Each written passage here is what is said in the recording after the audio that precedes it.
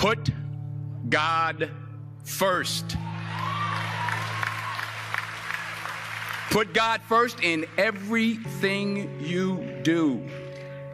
Everything that you think you see in me, everything that I've accomplished, everything that you think I have, and I have a few things, everything that I have is by the grace of God. Understand that. It's a gift. I was sitting in my mother's beauty parlor, and I'm looking in the mirror, and I see behind me this woman under the dryer. And every time she looked up, every time I looked up, she was looking at me, just looking me in the eye. And I didn't know who she was, and I said, she said, somebody give me a pen, give me a pencil. I have a prophecy. March 27, 1975, she said, boy, you are going to travel the world and speak to millions of people. Now, mind you, I was flunked out of college. I'm thinking about joining the army. I didn't know what I was going to do, and she's telling me I'm going to travel the world and speak to millions of people. Well, I have traveled the world, and I have spoke to millions of people. But that's not the most important thing, the success that I had. The most important thing is that what she taught me and what she told me that day has stayed with me since. I've been protected. I've been directed. I've been corrected. I've kept God in my life, and it's kept me humble. I didn't always stick with him, but he always stuck with me. So stick with him in everything you do.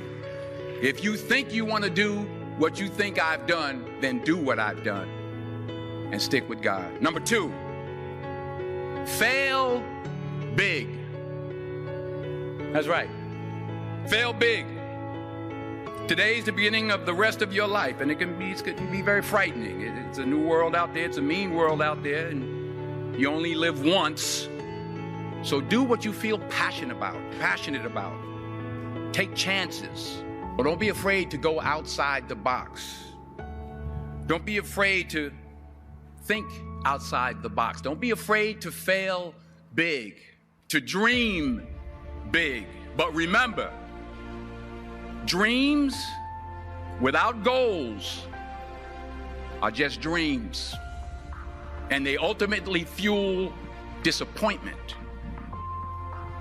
So have dreams, but have goals.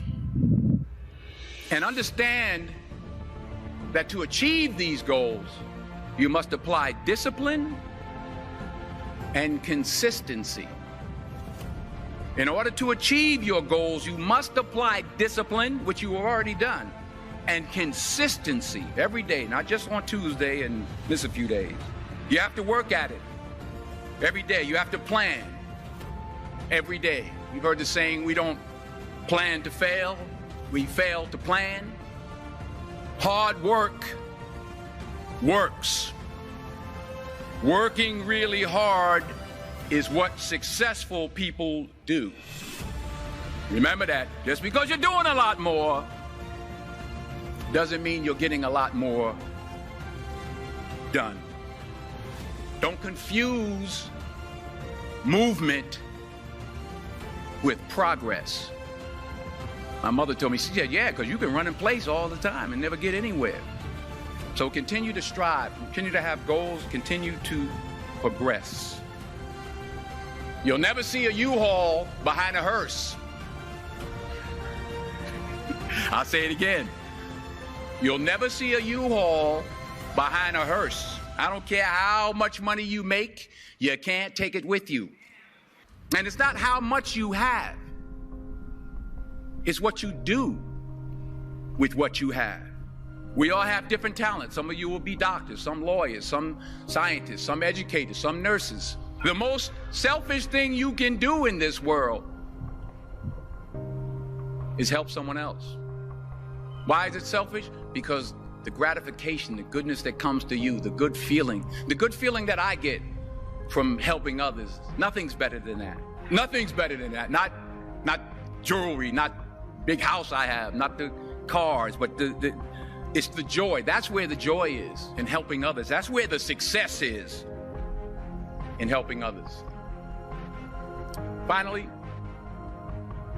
I pray that you put your slippers way under the bed tonight So that when you wake up in the morning, you have to get on your knees to reach them.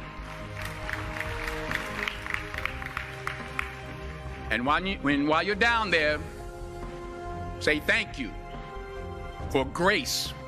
Thank you for mercy. Thank you for understanding. Thank you for wisdom. Thank you for parents.